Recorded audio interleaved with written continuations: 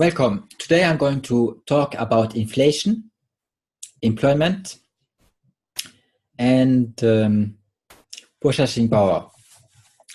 So let's go to Stream Share and look at a text that I've written and translated into English for you.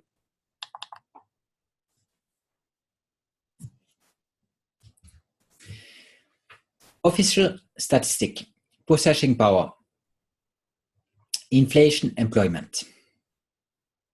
I support the movement of the Yellow Vest in France, but they have no solution. All they do is express their dissatisfaction, which certainly is legitimate.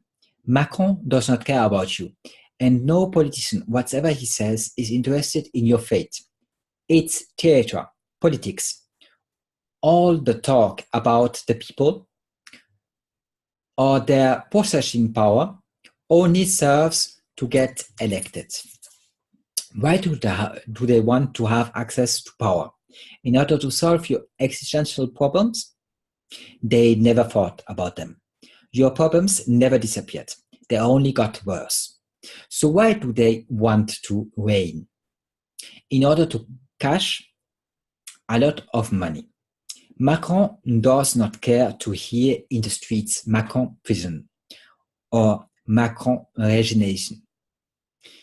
Do you want to know what he is doing when he hears such slogans coming out of the crowd, when he is being truffled once more? He consults his bank account and realizes that there are hundreds of thousands of francs more. That's why he works. That's what matters to him. That you cannot finish your month, he does not care. He is delighted with all the huge sums he has. He has no problem,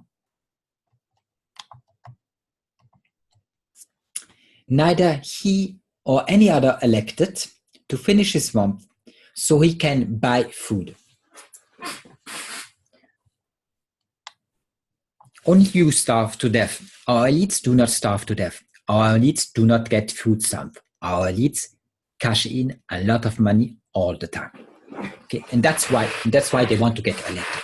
They do not care about you, and they never did care about you in any way or form. All this, after this introduction, we will examine further the question of the purchasing power and impoverishment of the people, which seems to lead to the revolt of the Yellow Vest, who, although well-intended, will not solve the problem. Because, as I said, they have no solution. If they do not have a solution, you who are critical, do you have one? The solution is a resource-based economy as defined by Jacques Fresco. The rest will not work and will always produce an insufficient result. If you want a high standard of living for everyone, you have to go to a resource-based economy. Then we all are going to live much better than the richest people on earth live today. But you have to go to a resource-based economy. If you stay in the current system, people will get poorer and poorer and poorer. And I'm going to explain that in this text. So listen to it until the end. Should official statistic be given credit? During this video, I will mention my position, my analysis, explaining to you why I do not give any weight to the official statistic. Are the employment rate, the statistic of inflation, purchasing power, adequately representing the situation? Do they faithfully depict the painting? Are they anything but communication other than an illusion, allowing politicians to be re-elected? I do not believe that.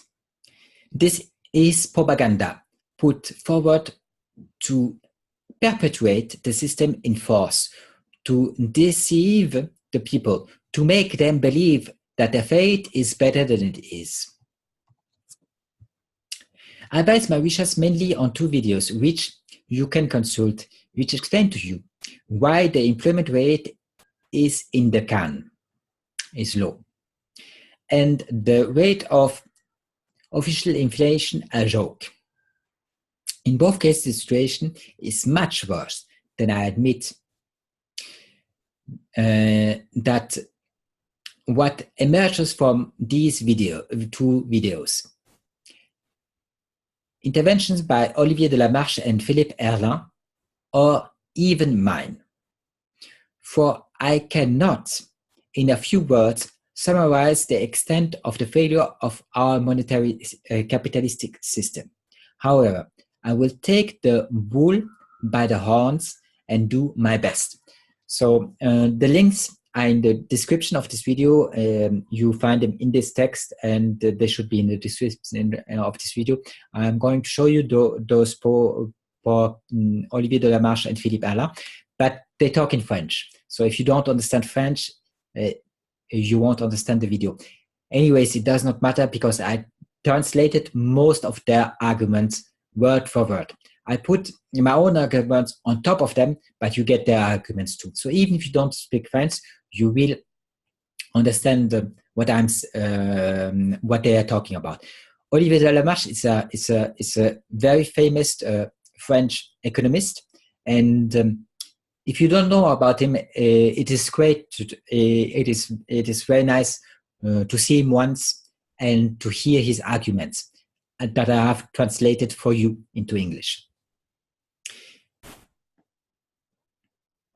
The inactivity rate, I'm talking about inactivity, not unemployment, in developed countries is above 50% on average, according to my analysis, which certainly is superficial, but probably very close to reality. If you want to analyze the situation by looking truth in the face, at best, 1 in 2 people work. And I think the situation is even worse than that.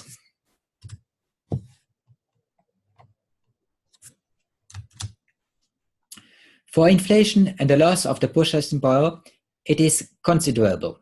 We are probably losing around 5% of our purchasing power each year. Only technology progress slightly mitigates this disastrous situation, but only for ephemeral consumer products, technological, clothing, not for real estate. The impoverishment of the people is real and continual. In addition, many people lost their jobs and of course got out very quickly of unemployment statistic if they were entitled to it. These people have not found a job after losing a job, if they had a job, and often they didn't even get a job to start with. Among young people, more than 25% of them, sometimes 50%, do not have a job, and those never enter the official employment statistic. In the US, 80 million people are on food stamp, and 100 million out of 300 million people are unemployed. To get an idea of what I'm doing, please watch the 2 above mentioned videos and listen to Olivier Delamarche talk about unemployment and Philippe Erlin about inflation. So I would like you to do that so you can see that I'm not the only guy talking about that and giving you those numbers. You can check them. I approve of the work of these 2 economists, but shake it slightly. In my opinion, the situation is even worse than they say. Unemployment and the inflation has hit the people hard and continuously since the glorious 30s. The 30 glorious ones were from 1945 until the first oil shock of 1973. In the future, because of technological progress, empowerment, artificial intelligence, deep learning. I think here I want to put autonomization.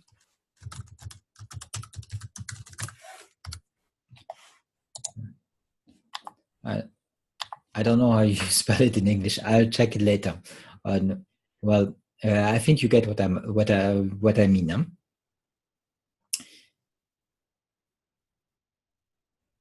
Huh? Okay. In the future, because of technology progress, automation, artificial intelligence, deep learning, employment will continue to decline. And the inactivity rate will increase.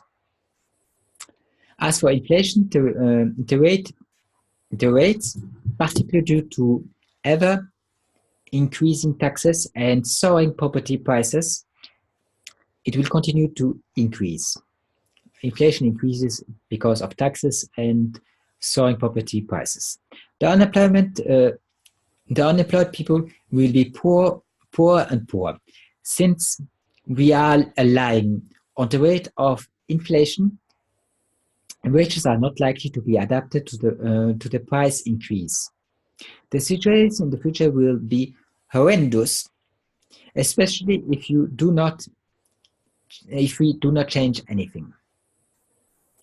No change for the moment is emerging on the horizon. Zoom on the two videos. So now I'm going to show you the both economists that I'm talking about.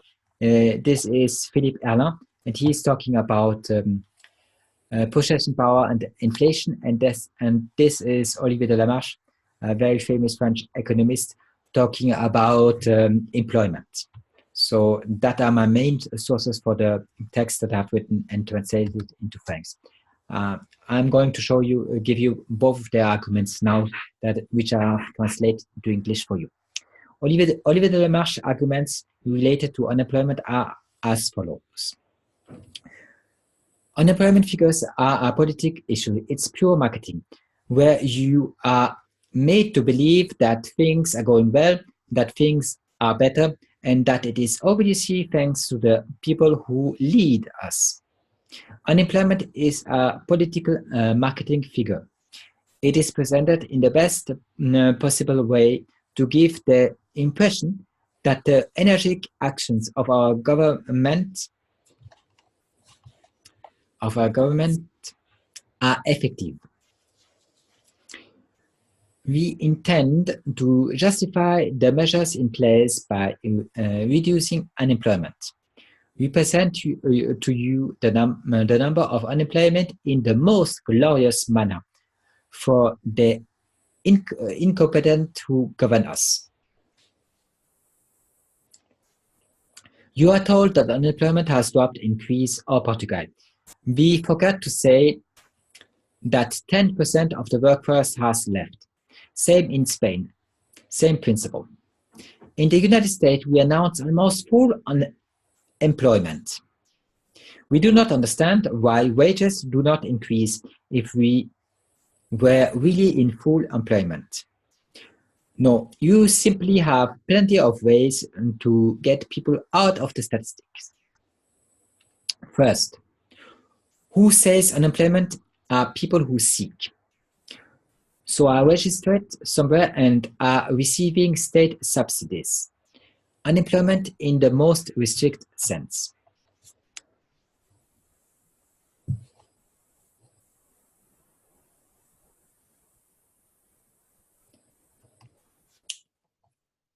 And then you have all the others. That is to say, the people who just got out of the statistics because they become homeless.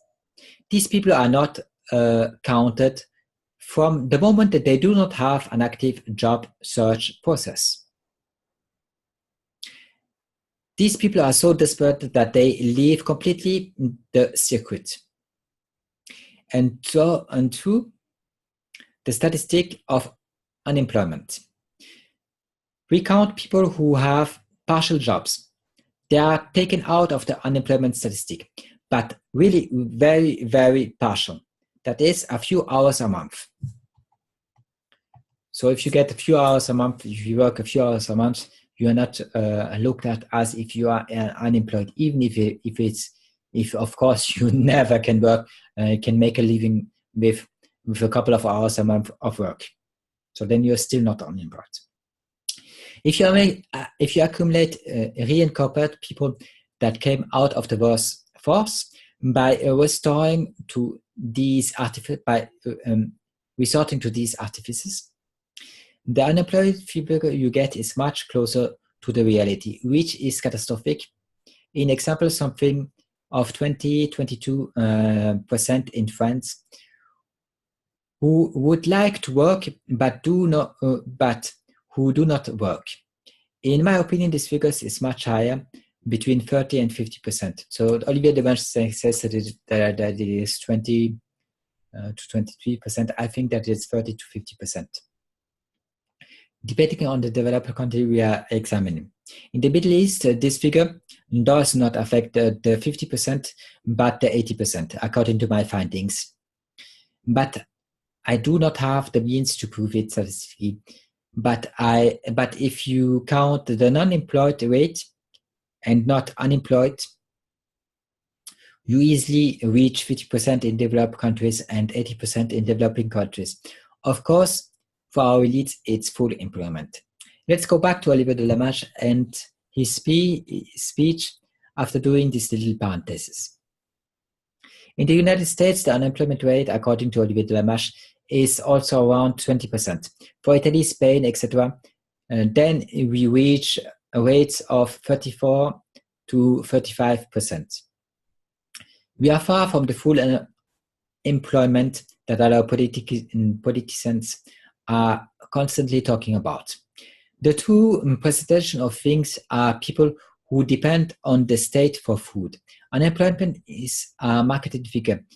It must be represented in the best possible way. The population participation rate in the United States, which was at its lowest, still shows that there was something that did not fit in the unemployment statistic. Even Janet Yellen, former president of the United States Federal Reserve, admitted it. So if you look at the people who do not work, you see that that has nothing to do with the unemployment statistic. Even Janet Yellen admitted it.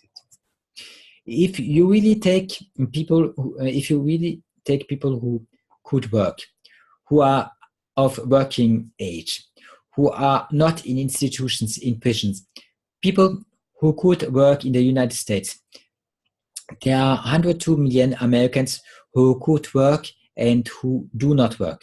This is the full employment that our politicians, our elites are talking about to us about right now. This does not mean that they are unemployed, but they could work and they do not work. 102 million Americans do not work, and they call that full employment. And you have also, by chance, 80 to 92 million people who use food stamps. So think a little. If there are 92 million people who use food stamps, how can there be full employment? I mean, if those people work, they would not be on food stamp. If they work and make enough to make a living, they would not be on food stamp. They mostly do not work. If they work very partially. There we speak of the world's first economy. The situation elsewhere, how do you imagine it? All in pink, as described by our politicians, our elites? If 30 years ago you said that there will be a third of the population on food stamps, you would have found this unimaginable, but it's a reality today.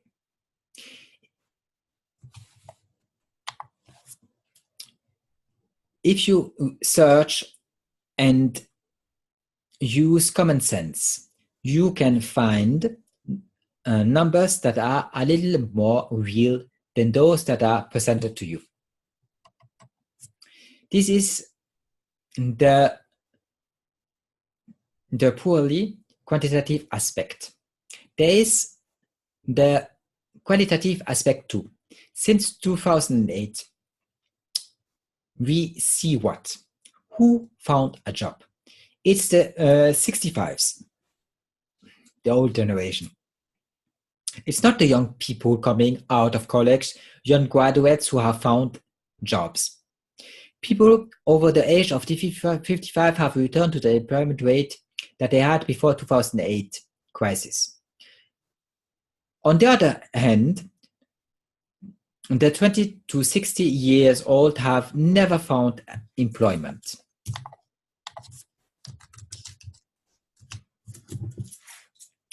Wages that are satisfactory, real employment. So you have people who cannot retire and who do odd jobs, 1, 2, sometimes 3. But every time it gets into the statistic. We do not, every time it gets into the statistic, we do not tell you that it's the same boy who found 3 odd jobs. So if one person has 3 jobs, very partial, we count it as 3 job creation and make it look as if 3 people have a job from which they can live. And it's the same person, and those 3 thoughts mount up to nearly nothing, not even enough for him to live. Which none of them allows him to live. None of the 3 jobs he has allows him to live, makes enough for him to live. It is almost exclusively only part-time in the United States. Elsewhere, it's not better. People are being pulled out of the industries, out of the factories to hire bartenders. Bartenders, we did hire a lot.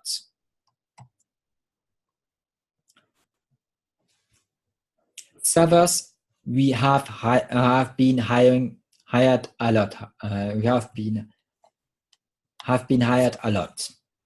But these are not jobs that are enough for you to eat. The person doing this, I hope he does not have a student loan on it. Otherwise, he is not ready to repay it. And he often has 1, 2, or 3 odd jobs, none of which allows him to live. Here too, it is biased. When you have small odd jobs, it does not entitle you to unemployment. So when you get fired from these jobs, you get straight out of the numbers. You never enter the official unemployment figures. And our elites will continue to tell us that there is full employment.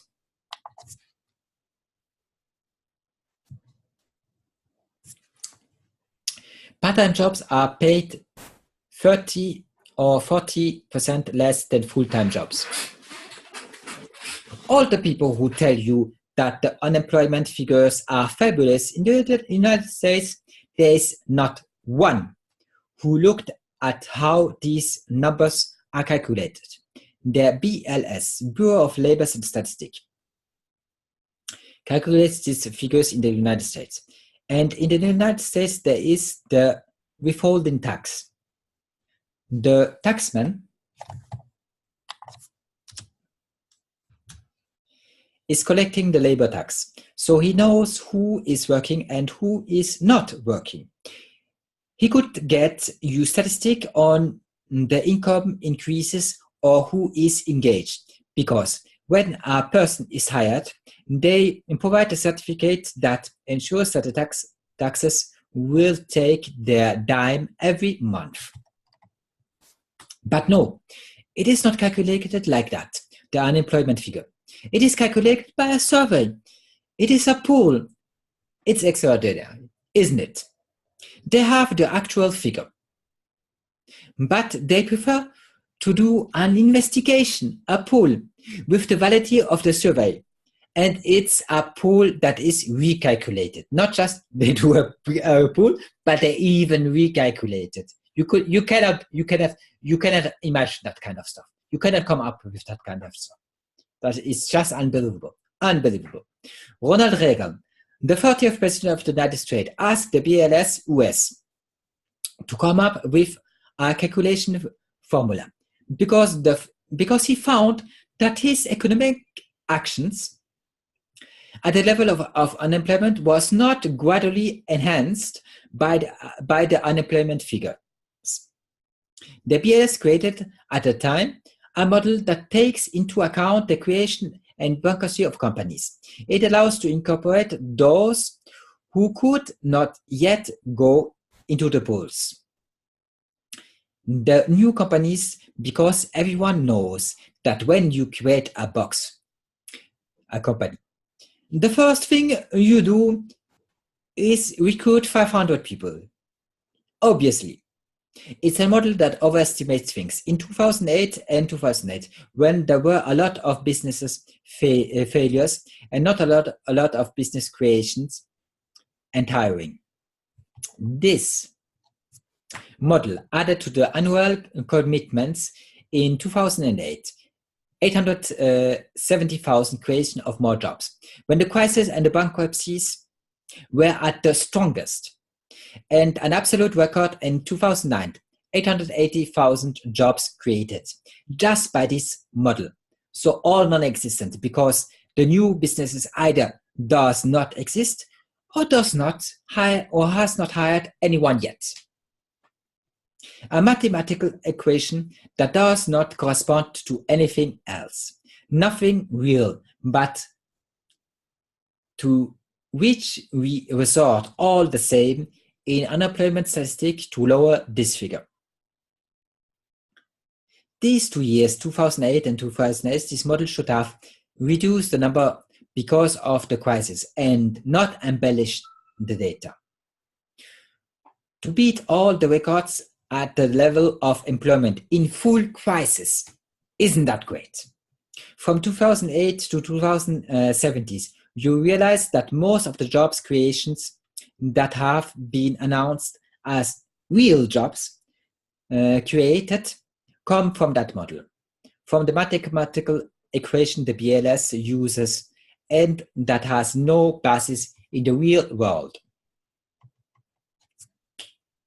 There are people who take it as if it were divan numbers, some real and not fake figures. Well, it's just a mathematical model. For most figures, when one digs a little, one realizes that it's not very seriously calculated. About the increases in Americans' income. What could be simpler? All you need to do is call the tax department and the tax authorities give you all the data. They know if the income has increased by 0.2% more or not. But no, again, what do we do? A survey. Unemployment figures are political issues, and therefore it is marketing. They have no basis in real life. They represent nothing real, except a given that allows our elites to be re-elected. It makes you think that everything is fine, that everything is better, and that it is obviously thanks to the people who direct us and to their multiple actions. The people and almost all economics are blindly believing these bogus figures. We must take each digit with tweezers, with pincets, and try to regroup to see if a priori it has any reality or not. They are all fake, trafficked, bogus. It is a lie told to the people in order to be re-elected. After having given you the arguments of Olivier de Lamarche, it must be noted that he does not speak about autonomization. So actually, I think that's how it's spelled, automation. Yeah, for me it's straight like that. The technological progress. Olivier de Lamarche does not, after having given you the arguments of Olivier de Lamarche, it must be noted that he does not speak to you of automation, the technological progress, which explains the real disastrous numbers of unemployment. or to be more exact, the inactivity rate of the population. Do not get me wrong, eventually all jobs will disappear. So I'm going to try to explain to you that if you don't know why I'm telling that. There's something called autonomization, okay? Robots are taking over our jobs. Look at Asimo, other robots, and you will see Boston Robotics, and you will see that those robots can do more and more tasks. And algorithms and bots start to take over more and more jobs. You can have a table that does a chirurgical work on a person, and so on and so on. There's no limit on what we can automate. So in the end, there will be less and less people working. The best example are taxi drivers. You will have fully autonomous vehicles in no time on our roads, and a lot of people will lose their job. Right now, I think that 50% don't have a job of the peoples in developed countries. What the first employment source is transports. What do you think happens when that fails? What do you think happens when all the taxi men lose their job? All the guys driving around and making their living in transportation lose their jobs. What do you think will happen to employment? And that's just one example. It's the same in every other industry, in every other thing you can think about. Everything can be automated with time. And robots, artificial intelligence can do most of the tasks, if not every task. It's just a question of time. Do not get me wrong, eventually all jobs will disappear. And this is the reason, if you do not want to live in extreme poverty, that we must move towards a resource-based economy as defined by Jas Frisco. Oliver Wash analysis does not go that far. Mine goes as far as to propose a solution that will work for the whole of humanity. So I'm not going to tell you in details how a resource-based economy works, but it gets around the monetary system, the capitalistic system that is in place today. And if you don't want that, okay, if you think it's communism, even if it has nothing to do with communism or whatever, well, then live unemployed, because you will lose your job, or your children will lose their jobs. It will be harder and harder to make a living. I can guarantee you that. Listen to the next part of my speak when I talk about Philippe Erlin and purchasing power. Things are not great. Okay, look it up, look Jacques Fresco up, look the Vides project up, and understand what I'm talking about. But that's the solution. If you don't want that, things will be very ugly very soon. Oliver Wash analysis does not go as far. Mine goes as far as to propose a solution that will work for the whole of humanity. I do not just criticize. I also tell you what is more important than recognizing the problem, how to break the deadlock. Now we will be turning to Philippe Erlin's arguments concerning the purchasing power. INSEE, the National Institute of Statistics and Economic Studies in France, argues that the purchasing power of the French is increasing. But when you question the French, they all argue that it is failing. Who is right? The French who say that the purchasing power goes down, or the INSEE who maintains that it increases? Philippe Erlin argues that it is clear that, contrary to what INSEE supports, the purchasing power of the French declines. He is therefore on the side of the people. 1965 was the end of the 30 glorious years, and a time when the purchasing power really increased. Since the 1970s to 1973, since this period, we are losing. The purchasing power is decreasing. INSEE minors underestimates price inflation and rising prices. What is purchasing power? It is the increase in wages minus inflation. If wages rises and there is no inflation, purchasing power increases. And if there is inflation but wages stagnate or decrease, the purchasing power drops. Salaries are declared to the tax authorities, but for inflation it is necessary to build an index. This is more complicated, especially if one makes assumptions more or less honestly. If we can reduce the inflation, we will be able to declare that the purchasing power is increasing, even if that increase really does not exist. We must understand what the quality effect used by the INSEE is. What it uses to declare that the purchasing power of the French increases and that there is no inflation.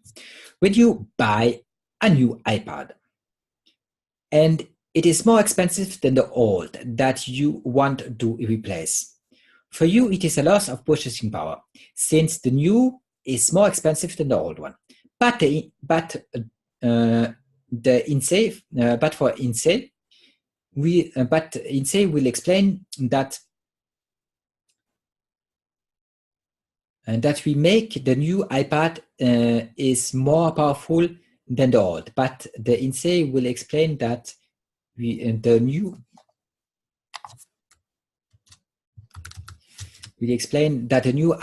iPad is more powerful than the old.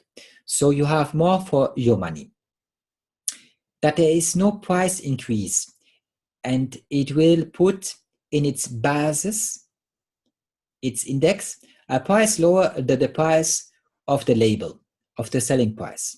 2, they hack prices and can declare inaccurate statistics which arrange them. Because it is more convenient to declare that the purchasing power increases that it decreases. This applies forcefully in all technology goods, and it helps to pull the index down. But it is not realistic, as it does not correspond to reality.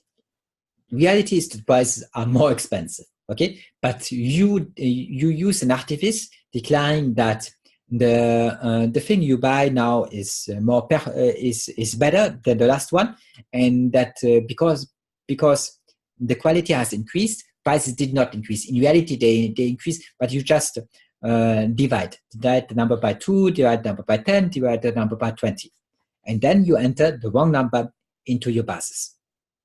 The quality effect of the INSEE minors the increases of the prices on technology products.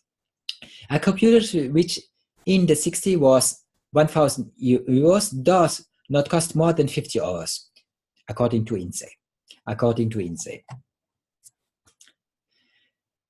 Yet you cannot buy a computer at this price, but this does not prevent INSEE to publish such aberrant and such aberrations and fool the people, those who want to be fooled, because you have to listen to such a lie and be credulous enough to give them faith. Computers have seen their price drop. They are more accessible, but twice, not 20 times. The quality effect of INSEE is completely aberrant. This also concerns clothing and food. If INSEE considers that food is better quality, more vitamins, they will consider that the price does not increase even if it costs more to purchase. In the end, the quality effect concerns a quarter of products and prices. One price in 4 is lowered, sometimes 20 times, so that we can tell you that the purchasing power of the French increases. While salmon are of better quality than farmed salmon, then the quality effect does not come into play. Prices are not increased because this does not help the INSEE. INSEE is not going to say that since the quality has fallen, prices have increased. But they say that when the quality increases, prices fall. The quality effect is only used when it suits them. When it does not suit them, they do not use it, which is completely arbitrary. It is a basis on INSEE. It is based on INSEE's figure concerning purchasing power, that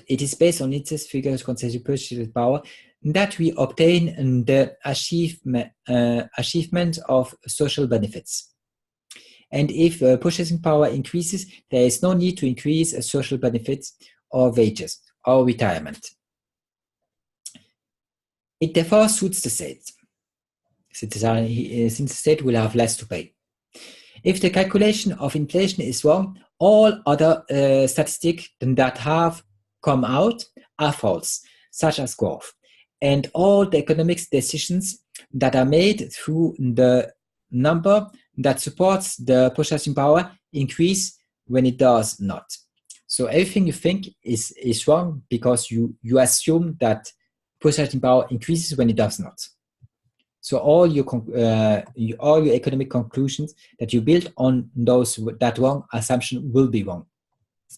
Since the inflation figure is unrealistic, it introduces a disruption throughout the economic debate. But we prefer the lie to reality. So INSEE produces figures on inflation and purchasing power which are fake, which is catastrophic since all the numbers that are displayed are wrong. All the numbers that you read are wrong. There is a gain in purchasing power, not as great as described by INSEE on electronics. The diet is rather stable, but there is a loss of purchasing power at the level of automobile and especially housing. Expenditure on the price of housing is the center of the loss of purchasing power. So the worst of all is housing. Living, eating, and warming are vital things that cannot be reversed in time. The television can be changed in 6 months, but to eat and to lodge yourself, you can not go back in time. The one on clothing, on food, we won on clothing, on food, but not in a huge way. Thanks to globalization, closing of factories at home. The cars cost more, especially from the year 2000 to 2010, normally because of rising taxes. So here it is just that clothes and food, we have won a bit. They are a little cheaper, but not a lot cheaper, thanks to globalization.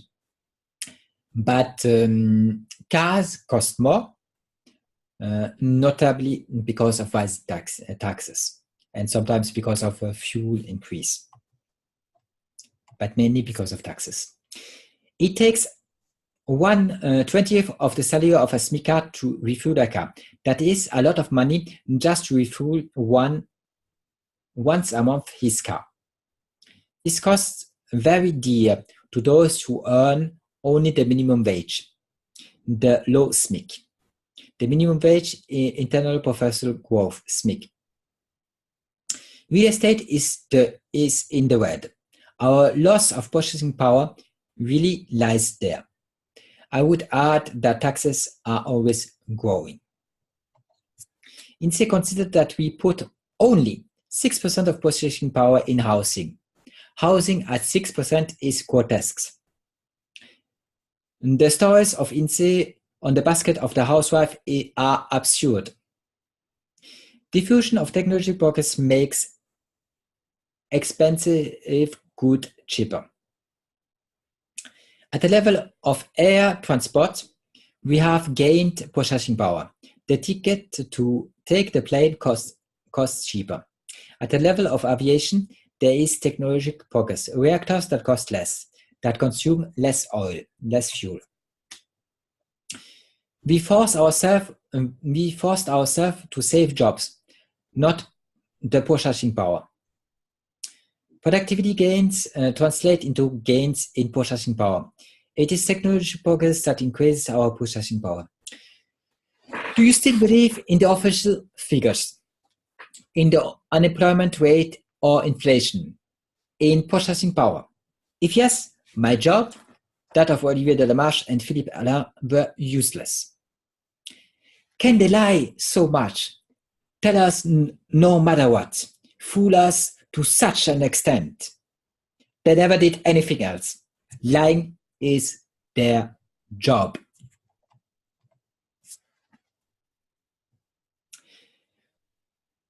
The two analysts I quote and their reciprocal videos are available under the following links in French. Thanks for watching this video and see you next time.